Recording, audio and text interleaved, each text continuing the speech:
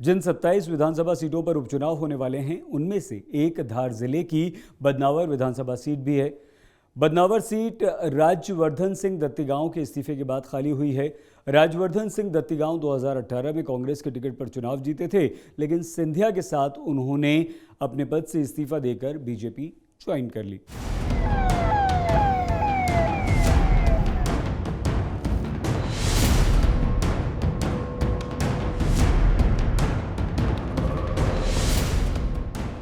बदनावर, जो प्राचीन काल में बर्धमानपुर था, आज चुनावी माहौल से सराबोर नजर आ रहा है। वजह यहां होने वाला उपचुनाव। कुछ ऐसे मौकों को छोड़ दें तो बदनावर के वोटर हमेशा सत्ता के खिलाफी फैसला लेते हैं। 1984 में पूरे देश में इंदिरा गांधी की हत्या के बाद उपजी सहानुभूति लहर थी। उस समय यहां के वोटरों ने कांग्रेस को नकार दिया। तो वहीं 2018 में जब पूरे देश में नरेंद्र मोदी की लहर थी, तब यहाँ के लोगों ने बीजेपी को नकार दिया। लेकिन 2018 में बीजेपी को हराने वाले राज्यवर्धन सिंह दत्तीगांव एक बार फिर से बीजेपी की टिकट पर ही अपनी किस्मत आजमाएंगे। यहाँ के बीजेपी नेताओं को लगता है कि कल तक कांग्रेस के साथ रहने वाले दत्तीगांव को एक बार फिर यहाँ की जनता वोट देगी, क्योंकि वो अब बीजेपी का दामन थामकर चुनाव मैदान में उतर रहे हैं। बदनावर चुनाव के लिए भारतीय जनता पार्टी जीत के प्रति पूर्ण आश्वस्त है। मुद्दे तो आप देख ही रहे हैं, जो आज मोदी सरकार, शिवराज जी सरकार जो जन कल्याणकारी कार्य हो रहे हैं, निश्चित रूप से इन कार्यक्रमों से जनता 100% भारतीय जनता पार्टी के साथ है। ये कोरोना क्राइसिस चला पूरे देश में। आज देश को कोरोना क्राइसिस ने पूरे वर्ल्ड को झकझोर दिया। फिर भी हमारे माननीय नरेंद्र मोदी जी ने और मध्य प्रदेश में माननीय शिवराज सिंह जी ने कोरोना क्राइसिस में जिस प्रकार से शासन को सूझबूझ से काम करना चाहिए वो करते हुए हमारे यहाँ पेशेंट तो खैर इतना बड़ा देश है पर रिकवरी भी बराबर हो रही है और कोरोना से मृत्यु भी कम हुई है। ये हमारे माननीय प्रधानमंत्री जी और अपने शिवराज सिंह जी की सूझबूझ है।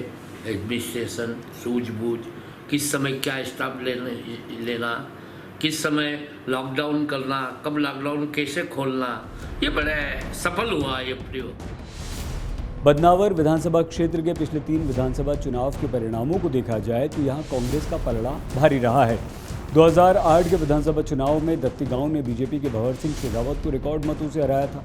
हालांकि 2013 में हुए विधानसभा चुनाव में शेखावत ने अपने हार का बदला ले लिया और दत्तीगांव को हरा दिया था। लेकिन 2018 में विधानसभा चुनाव में वोटरों का मन एक बार फिर से बदला और दत्तीगांव ने शेखावत को एक बार फिर से मात देकर विधानसभा पहुंचने में सफलता हासिल कर।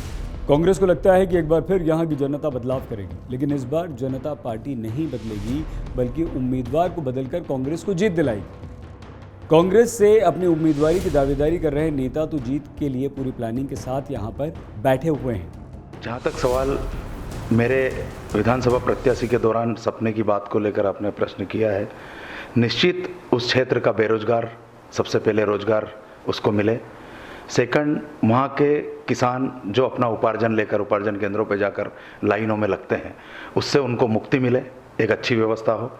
किसानों को खाद और बिजली और उनके खेतों तक जाने के लिए सड़कें आदि व्यवस्थाओं को अच्छे से करा सकें किसानों के हित में। आपको टिकट मिलता है, जीत की क्या गारंटी? मैं माननीय कमलनाथ जी के संकल्प पत्र को लेकर आम जनता के बीच जाऊंगा। साथ ही जो उम्मीद इस क्षेत्र में आज भी जनता ने मेरे से लगा रखी है, युवा लोगों ने लगा रखी है, वो मुख्य रूप से रोजगार है। अगर यहाँ पर उद्योग स्थापित किए गए लेकिन वहाँ रोजगार नहीं है, उनको रोजगार दिलाना है। उद्योग वाले जो भी जिम्मेदार अधिकारी और जिम्मेदार लोग हैं, उनसे मिलकर उनको रोजगार से जोड़ना पहली प्राथमिकता। सेकंड, स्कूल से जुड़ी हुई समस्याओं का निराकरण करना, कॉलेज से जुड़ी हुई समस्याओं का निराकरण करना, कॉलेज खुलवाने के बाद उनकी फैकल्टी की व्यवस्था करना और व्यापारियों को उनके व्यापार को कैसे अच्छा बनाया जाए उसकी व्यवस्था करना। मंडी में किसानों का जो अनाज है, जो फसल है, जो सब्जियां हैं, वह कैसे उनको अच्छी मूल्य में बिके उनको अच्छा मूल्य मिले, समय पर व्यापारी उनको पैसा दे। ऐसी बहुत सारी योजनाएं मेरे मन में हैं जो किसानों के, व्यापारियों के, मध्यम, गरीब, मजदूर सभी के लिए चिंता मैंने कर रखी है। उस चिंता पे खरा उतरने का काम करूँगा। बदनावर विधानसभा में कुल 1,94,578 मतदाता हैं। अगर जातिगत समीकरण की बात करें तो इस क्षेत्र में राजपूत और पाटीदार वोटरों का दबदबा है। हर चुनाव इन्हीं दो जातियों के इर्द गिर्द यहाँ पर लड़ा जाता है। हालांकि आदिवासी वोटरों की संख्या भी यहाँ काफ़ी है, लेकिन आदिवासी वोटर बटे हुए हैं। तो इस विधानसभा सीट पर क्या इस बार भी उलटफेर होगा या नहीं, ये तो मतदाता तय करेंगे। लेकिन बीजेपी उम्मीदवार दत्तीगांव के लिए सबसे बड़ी परेशानी पुराने बीजेपी नेता सिद्ध हो सकते हैं, क्योंकि कई बीजेपी नेता अभी से बगावती सुर अपनाए हुए हैं। तो वहीं कांग्रेस में उम्मीदवारी के दावेदारों की बढ़ती संख्या कांग्रेस की मुश्किलें बढ़ा सकती है।